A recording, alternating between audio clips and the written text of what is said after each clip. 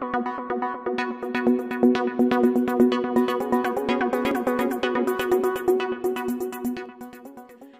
apa kabar? Ketemu lagi dengan Mas Joko di Joko Sukoyo Channel, channel seputar dunia pendidikan dan tutorial.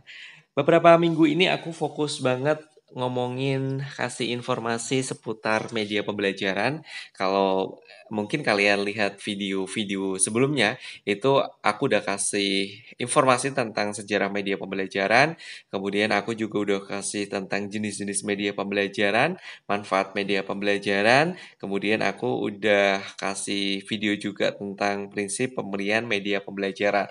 Nah, yang sekarang yang bakal aku omongin ini adalah tentang prosedur pengembangan media pembelajaran. Jadi kalau pengen bikin media pembelajaran, itu harusnya mengikuti prosedur-prosedur yang memang lazim digunakan dalam mengembangkan sebuah media pembelajaran. Paling tidak secara sederhana, pengembangan media pembelajaran itu harus mengikuti prosedur yang ada di tampilan ini.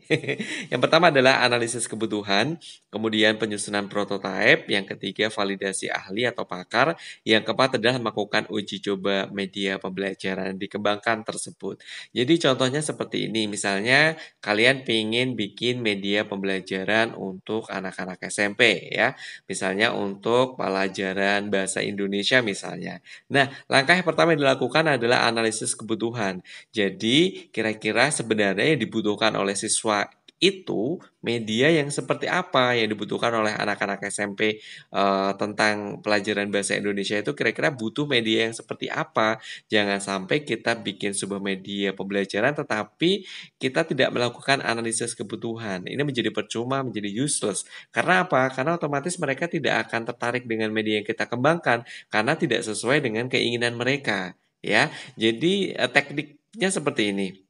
Kalau misalnya kalian pengen mendapatkan data tentang analisis kebutuhan media pembelajaran yang akan kita buat, itu minimal kita bikin angket. Angket ini kita berikan kepada siswa dan juga kepada guru. Jadi minimal ada siswa, ada guru. Jadi nanti kita bisa mengetahui kira-kira kebutuhan siswa seperti apa, guru seperti apa. Nah, dengan demikian kita bakal udah ngerti kan ya, kira-kira yang dibutuhkan apa. Nah, setelah kita mengantongi kebutuhan-kebutuhannya, kira-kira yang dibutuhkan itu apa saja, maka kebutuhan inilah yang menjadi dasar untuk ke step berikutnya atau prosedur berikutnya yaitu menyusun prototipe. Jadi prototipe itu semacam produk awal media kita gitu ya. Ini dikembangkan berdasarkan analisis kebutuhan tadi. Analisis itu menjadi dasar untuk membuat prototipe atau produk awal media pembelajaran yang kita kembangkan itu. Nah, setelah jadi, proses selanjutnya adalah validasi ahli. Jadi, validasi itu gambarannya seperti ini. Misalnya nih, kalian udah bikin produk, kemudian produk itu perlu divalidasi ahli, artinya perlu dinilai, diberi masukan oleh ahli, diberikan saran, semacam itu. Jadi nanti harapannya media pembelajaran kita yang kita buat itu menjadi sebuah media pembelajaran yang bagus gitu ya. Validasi ahli ini bisa minimal dari dua ahli. Satu adalah ahli media pembelajaran, yang kedua adalah ahli materinya.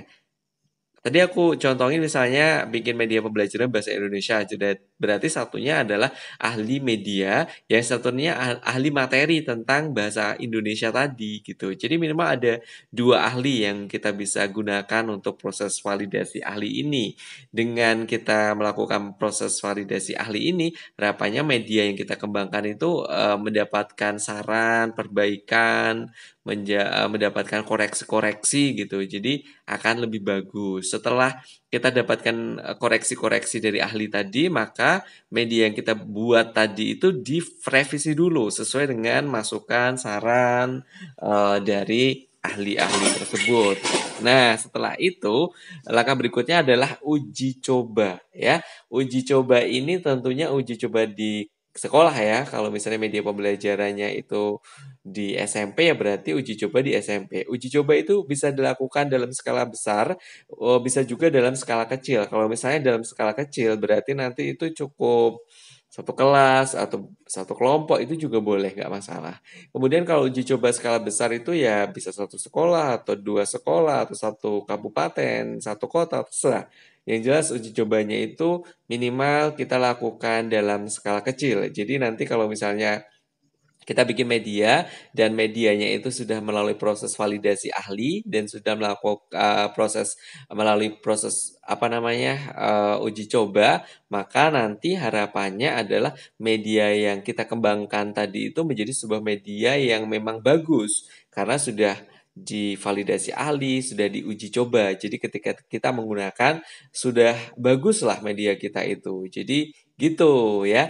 Bikin media itu ada langkah-langkahnya yang memang kita harus ikuti. Selama ini kita bikin media mungkin tidak melalui langkah ini ya. Kita bikin media ya udah bikin aja tanpa melakukan proses analisis kebutuhan, tanpa melakukan proses validasi ahli, apalagi uji coba ya kan. Nah, gitu. Oke. Setelah kalian tahu video ini tentunya nanti kalian kalau bikin media ikuti proses-proses ini ya biar nanti medianya menjadi sebuah media pembelajaran yang sudah teruji efektivitasnya karena sudah dilakukan uji coba juga di lapangan. Jadi udah terbukti efektif. Oke, gitu ya. Sedikit buat kalian semoga bermanfaat. Selamat malam.